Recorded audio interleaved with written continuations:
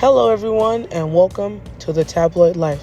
This is a story about how my friends and I almost died at the Jonas Brothers concert. It was like October 2007, I believe, at the Texas State Fair. I am a native Texan, born and raised. And at that time, I was friends with a girl named Allie. She was obsessed with the Jonas Brothers. So anyways, we decided to go. Heard they were going to be at the Texas State Fair. She had to bring her little brother, and we actually had a friend. His name was Mark. He drove us, I believe. Good guy, sweet guy. Really became kind of a chaperone because he was kind of looking out for us. Because, of course, we're just fangirling. We can't wait to get there and go. So we get there, and it's hot. Of course, it's Texas. It's October, but it's still Texas. And it's not just a heat, like Arizona heat. No, it is a humidity heat. All right, a humid heat. But yeah, it was packed though. Teenage girls everywhere. It was an outside venue, and there was no shade, no mercy whatsoever. And we're just standing there. Can't contain ourselves. They're playing little teasers, and it's the fair, so you're hearing other music. So we're just hyped, right? It's crowded. Teenage girls everywhere. Glitter signs, T-shirts, parents. It's packed. It's amazing. And me and Allie are just, we just can't contain ourselves. We just can't wait any longer. Oh my God, can they just hurry up and get out here? So the Jonas Brothers eventually do show up late, but it's whatever. They played the year 3000. When you look me in the eyes, they're playing everything. We were just having a great time. Of course, we're dancing, we're losing our mind. It probably was around SOS, ironically. We're starting to set in that it's hot, it's crowded, it's getting hotter because everyone mushes together when they rush the stage. And my legs are feeling a little heavy, kind of feeling a little lightheaded. I was noticing Mark kept checking in on us a lot, checking in on all three of us. The energy was kind of dying down. I'm looking at my friend Allie, and I'm just wanting to have a good time. If she's not backing down, I'm not backing down. And so, yeah, I just kept partying, dancing, screaming, jumping, just having a good old little time. Some time had passed, and here's kind of where things get interesting. Probably beginning of the end, they're down to their last few songs. Kind of look around me and realize that it's just us three. Mark disappeared. And I was like, okay. Well, he kept kind of asking us if we wanted to go sit down, if we wanted water, if we were doing all right. So I thought maybe he just was getting kind of tired and all that. Now, he was 6 foot, slim, very active. I would even say healthier than Allie and I, and her little brother's little brother, right? But so I was just kind of like, I wouldn't have expected him to have had a medical emergency. That wasn't even on my mind. But yeah, I was just like, okay, maybe he just went to go get us drinks. He got tired of asking us, went to go get something for himself. I don't know. I just kind of was like, well, we'll look for him when the concert's over. It can't be much longer, right? And that's actually when I noticed that the crowd kind of thinned out a little bit behind us, because we were close to the front. It was an outside standing concert, but we were pretty close, and everyone around us was pretty packed and jammed in. But when I looked behind us, when I realized that Mark was gone, that's when I kind of saw like, oh, it's not as packed as it was originally. But once again, I'm 14, maybe 15 at the time. I'm not worried about anybody else. I'm worried about the Jonas Brothers, okay? And when the concert actually ended, we decided, okay, at this point, maybe it's been 10 minutes since we haven't seen Mark. But once again, it was towards the end of the concert, so probably 2-3 songs. Realistically, it hadn't really been that long, and we understood it was hot. So as we're kind of walking towards the concession stands to get some food or some water, kind of that direction also was the medic area, medic tent maybe. Like I said, this was like It was 2007, so bear with me on my memories. It's hard for me to remember.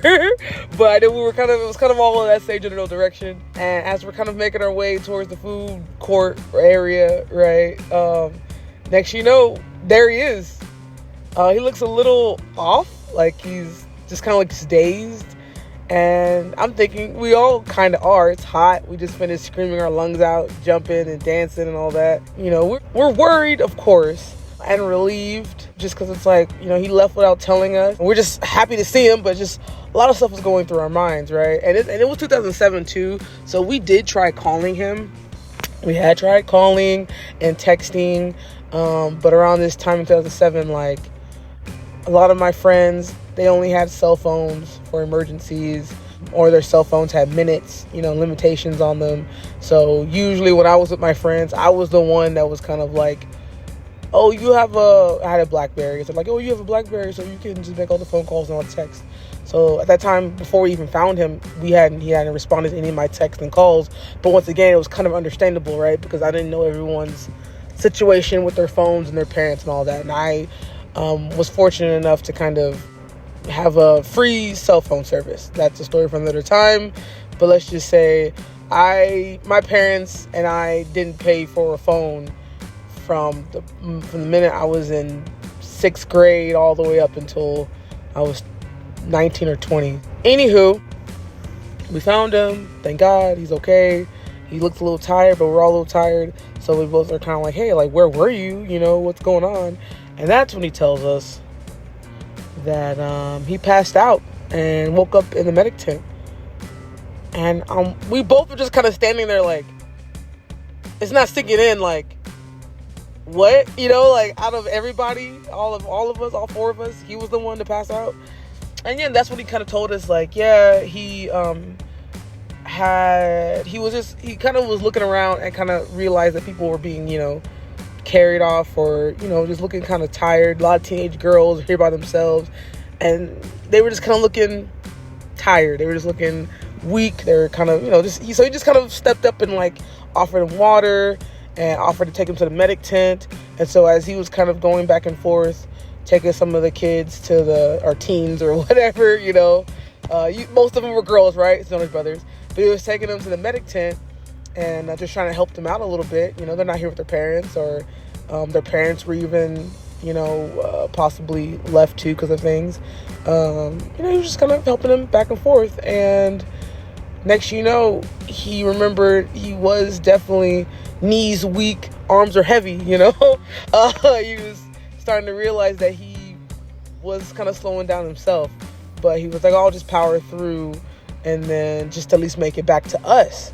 And that's when he had that was the last thing he remembered, is just thinking like, okay, well, after I drop this, a girl off, then I'll go back and, check on, the rest of us, right? And next he woke up with ice packs on him and Gatorade and water. So we were like, whoa. And he's like, yeah, so that's where he was for the last 15 or so minutes of the concert. And so we were like, wow. And to be honest with y'all, we didn't really realize that we were probably also experiencing dehydration. So yeah, at that point we decided it was time for us to go ahead and head home. We did kind of walk around the fair for a little bit. We did pay to go to the fair, but I don't remember riding rides and doing a whole bunch. I just remember kind of walking around for a little bit, getting some food, and then honestly just heading home. We were really tired. So once I got home, my mom was all on me. She was just like, oh my God, were you okay? I'm so happy to see you. I know you text me back and all that, but still, you had me worried, because I was watching the news and was hearing that a lot of girls were passing out. A lot of people were passing out, parents included, were passing out. Some people were taken to the hospital. And so my mom was just, going Mach 10. She was like, I don't know, they could have died. How was it? Did you see anything? And I'm still just kind of like, yeah, the crowd kind of thinned out, but it wasn't too bad. But I did tell her what happened to Mark, and she, of course, gave me a whole lecture on, like, making sure to drink more water, carry more water. She gave us money. Why didn't we get water and take better care and all that? And I was just like, I didn't feel weak. I didn't feel anything. I was just too busy having a good time. But of course, after all that, tongue lashing, right? It was all good. Like looking back at it now as I'm telling the story, and even I remember kind of when I was talking to Mark and Ali later, looking back at my surroundings, I was like, oh yeah, no, it was pretty bad because the crowd was packed tight. And I remember, the crowd kind of let up, but I also just thought like, you're at the fair, you want to go do other things. Yeah, it was hot also. Maybe some people wanted to sit down and maybe their parents forced them away. I was just making any other excuse besides the heat, right? Would I do it again? Absolutely. Maybe not for the Jonas Brothers. And funny enough, story for another time, I actually did do it again in August, which is like the hottest month in Texas, to a Warped Tour concert. Long story short, or in conclusion, I should say, the Jonas Brothers did not actually kill us, but the Texas sun, the Texas heat almost took your girl out. So anyways, hope y'all enjoyed that story. I'm going to try and get better at uploading consistently on Tuesdays and Thursdays, so please bear with me. I'm just trying to find my voice, my niche here on YouTube. But I have lots of stories that I just kind of want to share, and I don't want to write a huge autobiography for no one to buy.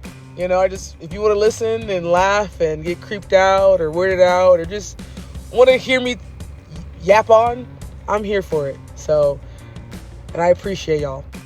And I'm curious, what are some crazy things that happened to you at concerts, or something that happened in your early teens? Were you around in 2007? I'm realizing that's a long time ago for me. Not too long. But some of y'all might have been born in 2007. So I'm here for it. Kind of want to make this just a community of just sharing life stories and events. You never know what you can learn from somebody. So anyways, thanks again for listening, and have a great day. Please like, share, comment, and subscribe. I look forward to seeing y'all in the next video.